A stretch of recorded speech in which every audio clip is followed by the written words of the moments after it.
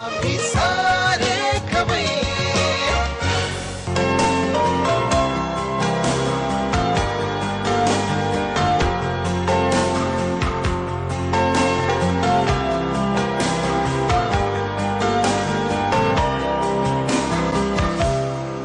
आम्ही जरा खवय्येमध्ये मी राणी गुणाची तुमचं स्वागत करते अतिशय सुंदर अशा अलिबागमध्ये.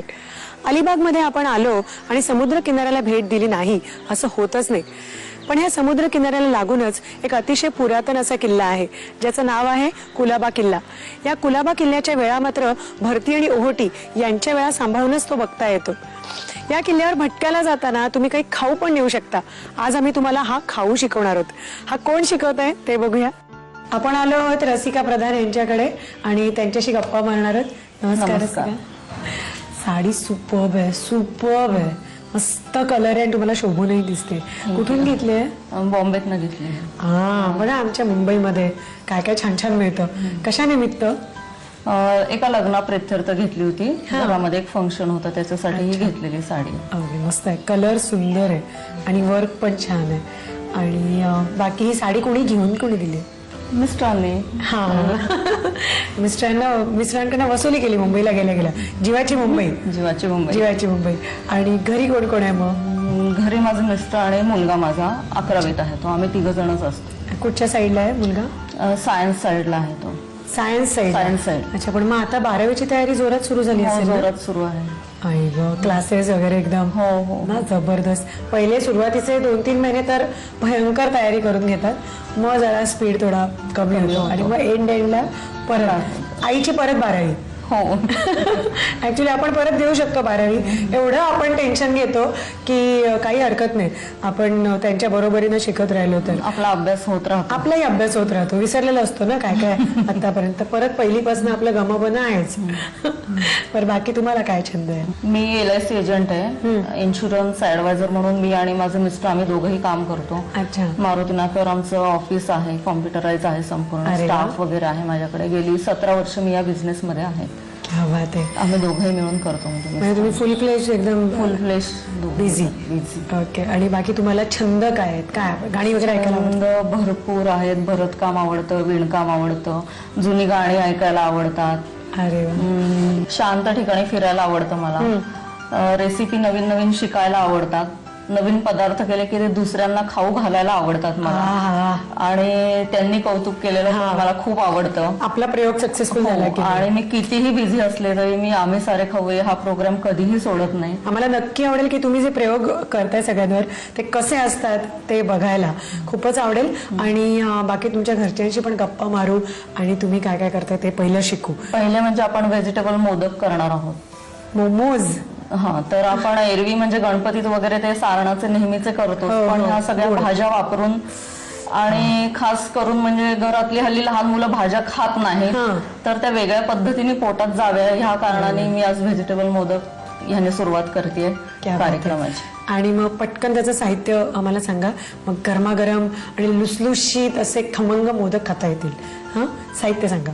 तांदळाची उकड, सिमला मिरची, मटार, गाजर, वाफवलेली फरसबी, काजू तुकडा, तिखट, हळद, साखर, मोहरी, हिंग आणि मीठ. आता आपण तयारी केलेली आहे सगळी कटलेट्स नाही मोदकची ना. तर तेल आपण तापत टाकलेलं आहे. हो. त्याच्यावर या भाज्या स्टर करायच्या. आधी फोडणी आहे. हो, त्याच्यामध्ये आधी हिंग टाकायचंय. आधी हिंग,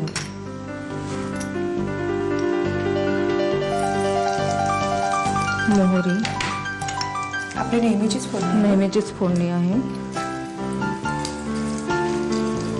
फोडणी झाल्यानंतर त्याच्यावर एक भाज्या टाकत घ्यायच्यात आपल्याला. मटार द्या आधी मला.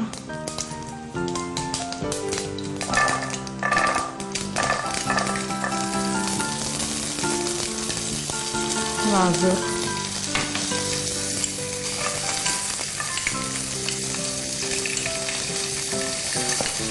शिमला मिरची, मटार उडला आणि वाफवलेली फरसबी. सगळ्या बाकीच्या भाज्या थोड्या क्रंची चालतात. हो, लागल्या. फरसबी ही पटकन शिजत नाही, त्याच्यासाठी ही आपण शिजवून वाफवून घेतलेली आहे. हे व्यवस्थित आपल्याला परतून घ्यायला लागतील ना. हे स्टर फ्राय म्हणजे हे सुद्धा थोडेसे कुरकुरीत आवडतील आपल्याला ना खरं राहिले, कारण ते तुम्ही स्टीम पण करणार परत. हो, त्याच्यामुळे ते परत मऊच पडतात म्हणजे तसे कुरकुरीत केले तरी. बरोबर, म्हणजे त्या आतमध्ये त्या स्टीम होणार तर त्या भाज्या परत एकदा वाफवल्या जाणार ना. हो. आणि कव्हर जे आहे ते कसलं करतोय आपण? कव्हर आपण तांदळाच्या पिठाचं करतोय, म्हणजे एरवी जी मोदकाला आपण उकड घेतो तशीच उकड सेम घ्यायची आपण ह्याच्यामध्ये. मस्त लागतील. पण संध्याकाळच्या वेळेला जेव्हा अशी भूक लागते आणि काहीतरी गरमागरम खावंसं वाटतं तेव्हा बेस्ट आहे. पावसात तर फारच मजा येईल ना. तुमच्या अलिबागच्या तुम्ही जाता की नाही तुमच्या त्या कुलाबा किल्ल्यावरती फिरायला? जातो ना फिरायला तसं. पण मला सांगा एक्झॅक्टली काय टायमिंग असतं? म्हणजे आता मी समुद्रावरती तुम्ही बघितलं आम्ही चक्कर मारायला गेलो होतो तर तेव्हा ती मी बघितलं की पर्टिक्युलरली म्हणजे अलिबागचा समुद्र किनारा ओहोटीनंतर जवळपास किलोमीटरभर आतमध्ये जातो समुद्र ना.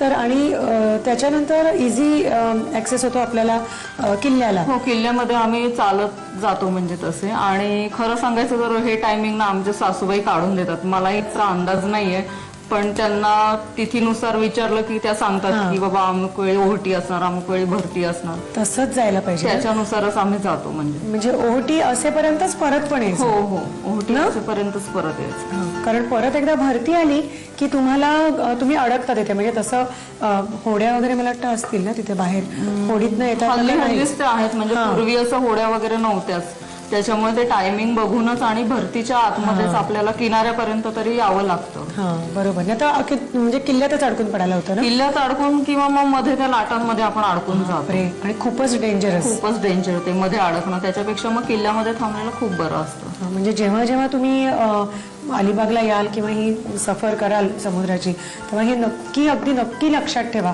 की जेव्हा जेव्हा भरती असेल तेव्हा जायचंच नाही. म्हणजे अगदी असं वाटलं की अर्ध्या तासाने अजून भरती आहे तर जायचं नाही, कारण अर्ध्या तासात काही किल्ला बघून होणार नाही. त्यामुळे म्हणजे बघायला पण खूप छान आहे. हा, काय काय म्हणजे जर तुम्ही संकष्टीच्या वारी वगैरे गेलात तर सकाळी ओहोटी असते साधारण. त्यावेळी जर तुम्ही किल्ल्यात गेला तर तुम्ही दिवसभर राहू शकता तिथे. म्हणजे जर फुल भरती आली तरी किल्ल्यात बसून तुम्ही ती पूर्ण पाणी किंवा पूर्ण भरती बघू शकता. ओके. तिखट टाका त्याच्यामध्ये, तिखट, मीठ, साखर, की चिमूटभर ना, चवीपुरता गोड होती ना जास्त. आणि काजू तुकडा. काजू होतो का अलिबागमध्ये? आसपास वगैरे असे होतात, म्हणजे अलिबागमध्ये आणि आसपास होतात ना थोडेफार तरी.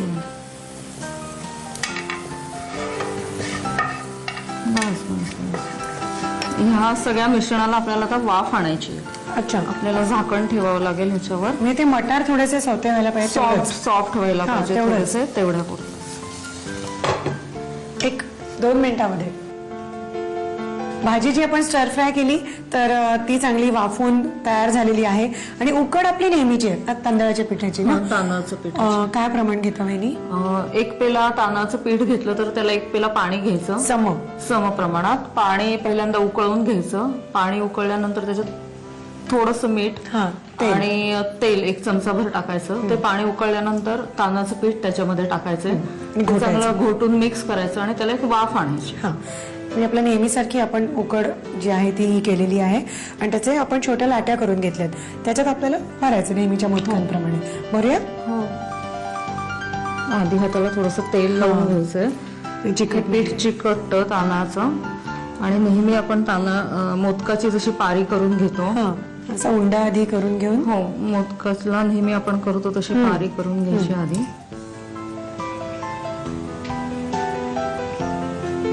अशा पाकळ्या करून घ्यायच्यात. त्याच्यानंतर त्याच्यामध्ये ही भाजी भरायची 1 चमचाभर साधारण. आता नेहमीप्रमाणे हा बंद करायचा. तुमच्याकडे गणपती वगैरे असतील ना? हो, त्याच्यामुळे मोदकांची सवय आहे तुम्हाला. हो, आणि दर संकष्टीलाही होतात आमच्याकडे. अच्छा, प्रसाद म्हणून. ओके. हा झाला आपला एक मोदक. आता अजून करून घेऊ. अजून एक आपण करून घेऊया.